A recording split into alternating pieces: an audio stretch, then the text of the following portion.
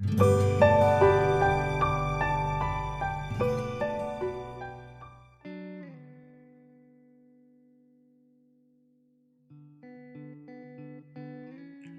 नमस्कार। चेतन आनंद की काव्य कक्षा में मैं आपका हार्दिक स्वागत करता हूं। आज हम सीखेंगे गज़ल की एक सालिम बहर है, बहरे रजज़।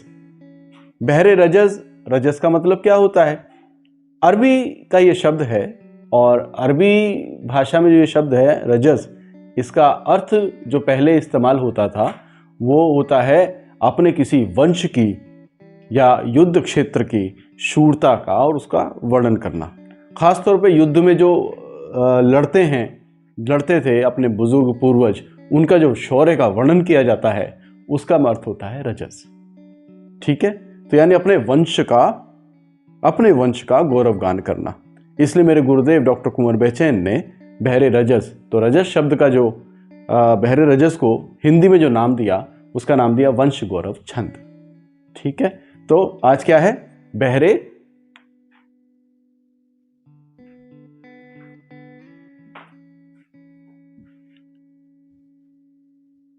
रजस। ठीक है, इसका नाम क्या है? इसका नाम क्या दिया हिंदी में? वंश गौरव छंद। ठीक है, तो रजस का मतलब अपने वंश का गौरवगान करना, युद्ध क्षेत्र में जो शूरता दिखाते थे हमारे वंश के लोग, हमारे वंशज, उनका वर्णन करना कविताओं के माध्यम से। तो रजस का अर्थ वंश गौरव। ठीक है, तो वर्णन आ गया इस प्रकार से। इसका नाम हिंदी में यह दिया गया। अब इसका रुक्न क्या है? रुक्न मतलब जिससे उर्दू में कहते हैं रुक्न। रुक्न है इसका मुस जमा तफ जमा इलुन। इसको ऐसे तोड़ सकते हैं हम, वैसे है मुस्तफ इलुन, मुस्तफ इलुन। ठीक है, और इसका पद अगर हम हिंदी के हिसाब से वंश गौरव छंद के हिसाब से बात करें तो मेरे गुरुदेव डॉक्टर कुंवर बेचैन ने इसका पद, रुकन को पद बताया। तो पद को हिंदी में अगर करेंगे तो क्या करेंगे? ता रा जगा, मुस्तफ इलुन, या हिंदी में इसको बोलेंगे तारा जगा। ठीक है, और इसका मात्रा संकेत अगर हम देखें तो क्या होगा? मात्रा संकेत इसका होगा गुरु का संकेत ये होता है, गुरु में यानी जिसमें दो मात्राएं होती हैं। तो गुरु जमा फिर गुरु फिर जमा, जगह में जा में लघु है, लघु का ऐसा साइन होता है, और फिर ये गुरु। ये हो गया मात्रा संकेत। अब इसका मात्रा क्रम भी होता है जो आजकल के लिखने वाले ज्यादा प्रयोग करते हैं। तो मात्रा क्रम है तारा का गुरु, गुरु के नीचे दो, या इसको हम ऐसे लिख सकते हैं मात्रा क्रम में दो, और इसको एक दो। ठीक है, तो इसके चार तरह के प्रकार हो गए बहरे रजस के। क्या हुआ? अगर उसका रुक्न उर्दू के बहरे रजस के हिसाब से देखें तो रुक्न इसका जो छंद शास्त्री थे अरबी फारसी के, तो उन्होंने इसको दिया मुस्तफ इलुन। मुस्तफ इलुन को अगर वंश गौरव छंद के हिसाब से हिंदी में अगर इसका पद बनाते हैं, रुक्न को पद बोला हिंदी में, तो वो है तारा जगा, और आसान किया। और इसके अलावा मात्रा संकेत इसका क्या है? तारा जगा का दो दो एक दो, ये मात्रा क्रम हुआ। मात्रा संकेत है गुरु गुरु लघु गुरु। तो ये चार तरह से हम इसको इस्तेमाल कर सकते हैं अपने लिखने में। ठीक है, आप कहोगे इसका उदाहरण बहुत अच्छा है, बहुत आसान है, मैं आपको बताता हूं। आपने एक फिल्मी गाना सुना होगा मेरा नाम जोकर का, जिसमें गाना कौन सा है? अब गाने की एक लाइन बोलूंगा, वो एक लाइन इसी आपको रुकन पर इसी पर मिलेगी। उदाहरण बताऊंगा, लेकिन उससे पहले थोड़ी सी बात और बताता हूं। एक रुकन है मुस्तफ इलुन, अगर ये एक पंक्ति में दो बार इस्तेमाल करेंगे और एक शेर में अगर इसको चार बार इस्तेमाल करेंगे तो इसको बोलेंगे बहरे रजज। ठीक है, मुरब्बा सालिम। मुरब्बा यानी एक शेर में 4 बार जब इस्तेमाल होगा, 2 बार ऊपर 2 बार नीचे, 2 पंक्तियां होती है ना एक शेर में, तो एक पंक्ति में 2 बार, दूसरी पंक्ति में 2 बार, तो 4 बार इस्तेमाल करेंगे तो बहरे रजज मुरब्बा सालिम। सालिम का मतलब वो रुकन या वो अरकान जिसमें कोई परिवर्तन नहीं होता, उस रुकन में परिवर्तन नहीं होता। ठीक है। और अगर इसका हम 3-3 बार इस्तेमाल करेंगे मुस्तफिलुन का, एक लाइन में 3 बार और दूसरी लाइन में भी 3 बार, यानी एक शेर में 6 बार जब इस्तेमाल होता है तो उसको बोलेंगे बहरे रजज मुसद्दस सालिम। ठीक है, ये बात होगी। अगर इसको हम एक शेर में 8 बार इस्तेमाल करेंगे मुस्तफिलुन का, तो फिर क्या होगा, बहरे रजज मुसम्मन सालिम। मुसम्मन का मतलब षटपदीय, अष्टपदीय, 8 बार जिसका प्रयोग होता है। 6 बार होगा तो षटपदीय होगा। ठीक है, और अगर 4 बार होगा तो वो 4 पदीय, ठीक है, या चतुर्थपदीय, ऐसे बोलेंगे। ठीक है, तो ये इस प्रकार से। तो मैं आपको मुसम्मन सालिम का उदाहरण दूंगा आज जो है। सालिम मुसम्मन में क्या है, मुस्तफइलुन, एक बार वो लिखेंगे आप,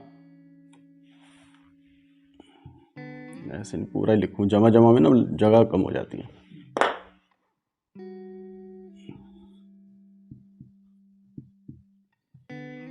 मुस्तफइलुन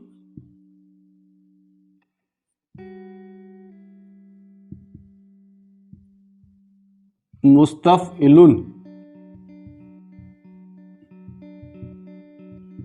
मुस्तफइलुन, और एक बार और आएगा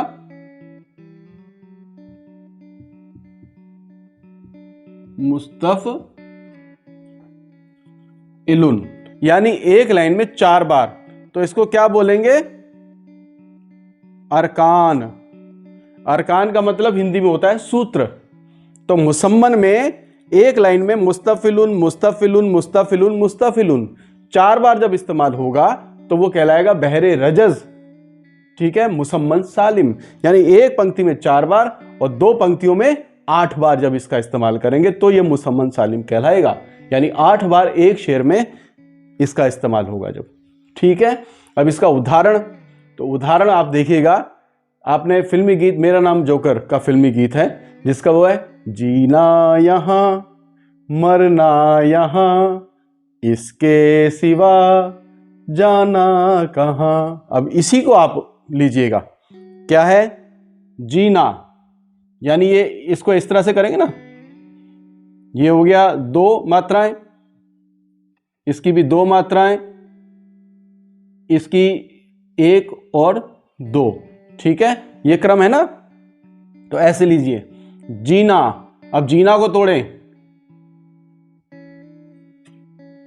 मुस्तफ में जीना आ गया पूरा। ठीक है, ये 2 है, ये है 2 और ये भी है 2। इलुन, जीना यहां, अब यहां में कितनी मात्राएं हैं, यहां में 1 मात्रा और हां में 2 मात्रा, तो यहां ये आ गया ना, ये भी 1 2, तो जीना यहां। अब मरना में क्या होगा, मरना में 4 मात्राएं हैं आपकी, गुरु गुरु, ठीक है, या 2 2, तो मरना यहां इसके सिवा। अब इसके में कितनी मात्राएं हैं, हाँ 4 मात्राएं हैं, तो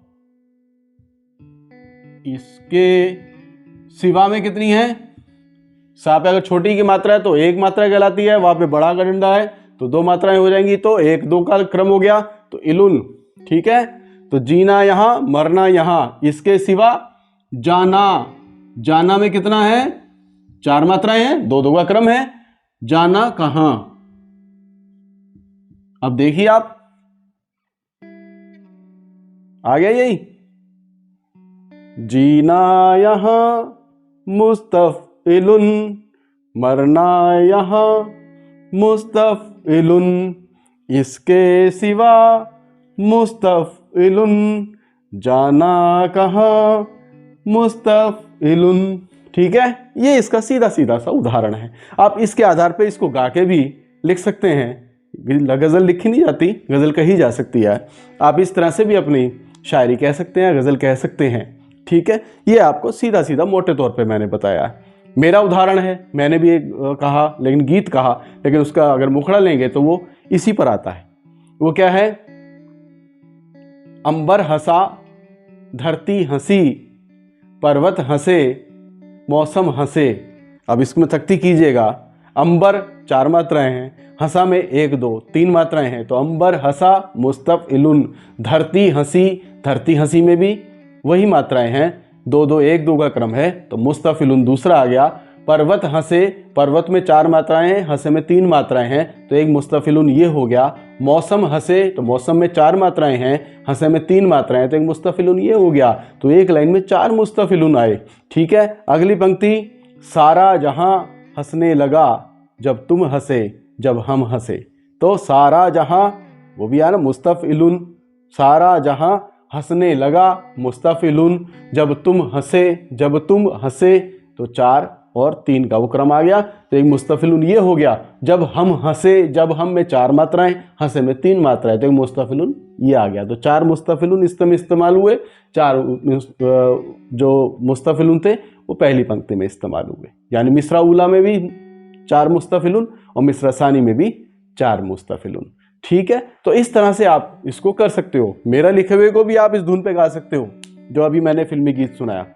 ठीक है, अंबर हंसे, धरती हंसी, पर्वत हंसे, मौसम हंसे, सारा जहां हंसने लगा जब तुम हंसे, जब हम हंसे।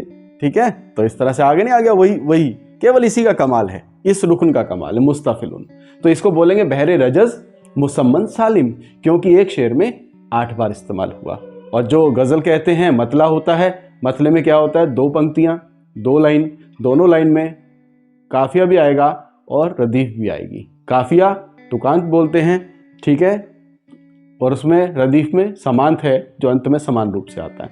बाकी अशार हैं जो मैंने आपको बताया, जिसमें एक लाइन सीधी होती है, जिसमें काफिया रदीफ का इस्तेमाल नहीं होता, और मिसरा सानी जो होती है उस शेर की दूसरी लाइन जो होती है उसमें काफिया रदीफ का इस्तेमाल करते हैं। और जिसमें लिखने वाले का नाम आता है सबसे अंत में, उसको मक्ता बोलते हैं। ठीक है, क्लियर? तो आज के लिए इतना ही। अगली बार फिर नई बहर लेकर आपके सामने आऊँगा मैं, चेतन आनंद। तब तक के लिए आप अभ्यास कीजिए, और ये वीडियो है इसको अधिक से अधिक फॉरवर्ड कीजिए, क्योंकि नए रचनाकारों तक नई बात पहुँचेगी तो वो सीखेंगे और लिखेंगे तो अच्छी चीज़ें सामने आएंगी। ठीक है, धन्यवाद।